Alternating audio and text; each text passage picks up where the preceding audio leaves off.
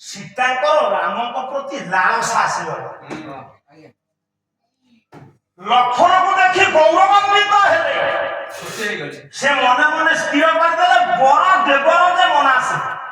ଆଚ୍ଛା ସୀତା କେମିତି ଜାଣିଲେ ଇଏ ବଡ ଭାଇ ଇଏ ସାନ ଭାଇ? ପରିଚୟ ତ ଦିଆ ହେଇନି ନା। ଇଏ ଜାଣିଲେ ସୀତା ସେ ସାଧାରଣ ଝିଅ ନୁହଁ, ସେ ପୃଥିବୀ ପାର୍ଥିବୀ ଲକ୍ଷ୍ମୀ ସ୍ୱରୂପା ଅଜ୍ୱନି ସମ୍ଭୂତା ଭୂତ ସୁତା। ବୋଲେ ଆଗରେ ଯେହେତୁ ଚାଲିଛନ୍ତି ଇଏ ବଡ ଇଏ ସାନ ହେଇଛି, ଇଏ ଯଦି ମୋର ବର ହେଲେ ବର ଦେବର ଯେ ମନାସେ ବର ଦେବର ହେବାକୁ ମାନସେ ବସେ। ତେଣୁ ବିଚାର କଲେ ସୀତା ସେଇଠି ଲାଳସା ଆସିଲା ମନ ଦେଇଦେଲେ। ଗୋଟେ ଝିଅ ଗୋଟେ ପୁଅକୁ ମନ ଦେଲା ପରେ ତା ବାପା ମା ତାକୁ ଜବରଦସ୍ତ ଆଉ ଗୋଟେ ଜାଗାରେ ବାହା ଦେଲେ ସେଥିରେ କିଛି ମୂଲ୍ୟ ନାହିଁ। କବି କହିଲେ ମନ ସମର୍ପିଜନକୁ ଗୋଟିଏ ପଦ ବାବା ଇଏ ପଦଟିକୁ ମୁଁ ଆଣିଥିଲି ଜଗନ୍ନାଥ ବେହେରାଙ୍କ ତୁ ଏ ପଟର ସିଂହ ଲେଖା ତାରି ଭିତରେ ଇଏ ଗାୟକ ସବୁ ପଦ ଲେଖିକିରି କାହାକୁ କଣ ଦେଲେ ଆମେ ଆଉ ପାଇବୁ କେମିତି କୋଉଠୁ ତୁମେ ବେହେରା ବୁଢାଙ୍କଠୁ ଗୋଟେ ପଦ ଆଣିବ କଣ ସହଜରେ? ହଁ ବହୁ କଷ୍ଟ। ବୁଢା ବହୁ କଥା ଲେଖିଛନ୍ତି। ଗୋଟିଏ ପଦ ସୁନ୍ଦରୀ ଆଉ କାହାର ଲେଖା ଅଛି ଟିକେ ମଉସା ଦଉନା ନା ହେ ବାନ୍ଧି ପୁଅ ମୋର ସାଙ୍ଗରେ ଲାଗିଛୁ କୌଶଳ କରିକି ବୁଢାଟା ଆଣି କେମିତି ସୁନ୍ଦର କଥା ଲେଖିଛନ୍ତି ପଟଦୋଷୀ। କହିଲେ ଇଏ ମନ ସମର୍ପିଜନକୁ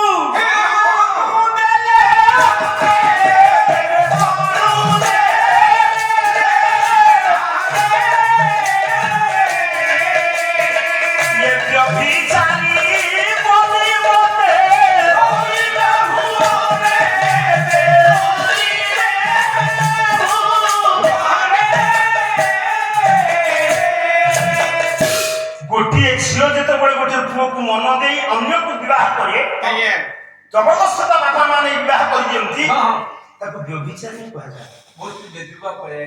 ସେଇଥିପାଇଁ ଜିଦି ଧରିଲେ ପାର୍ବତୀ ସେ ଲଙ୍ଗଳା ହୁଅନ୍ତୁ କିଛି ନଥାଉ ମୁଁ ସେଇ ଅନନ୍ୟ ସୁଲଭ ମୃତ୍ୟୁଞ୍ଜୟ ଶିବ ହେବେ ମୋର ସ୍ୱାମୀ। କାଲିର ପ୍ରଶ୍ନ ବି ଉତ୍ତର କିଛି ମିଳିଲା ନାହିଁ।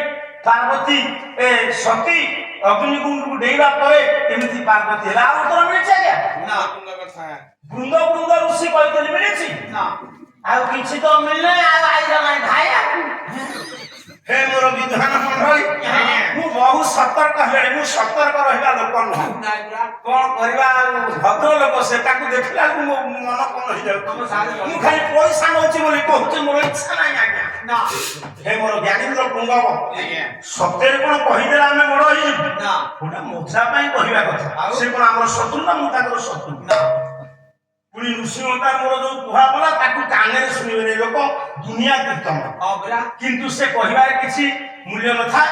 କେତେକ ଲୋକଙ୍କୁ ଖୁସି ଲାଗେ ପଣ୍ଡିତ ମାନଙ୍କୁ ଟିକେ ଖୁସି ନ ଲାଗିଲେ ବି ସୁଦ୍ଧା ସେ ଶୁଣନ୍ତି ସେ ଭିତରେ ଭିତରେ ହସନ୍ତି।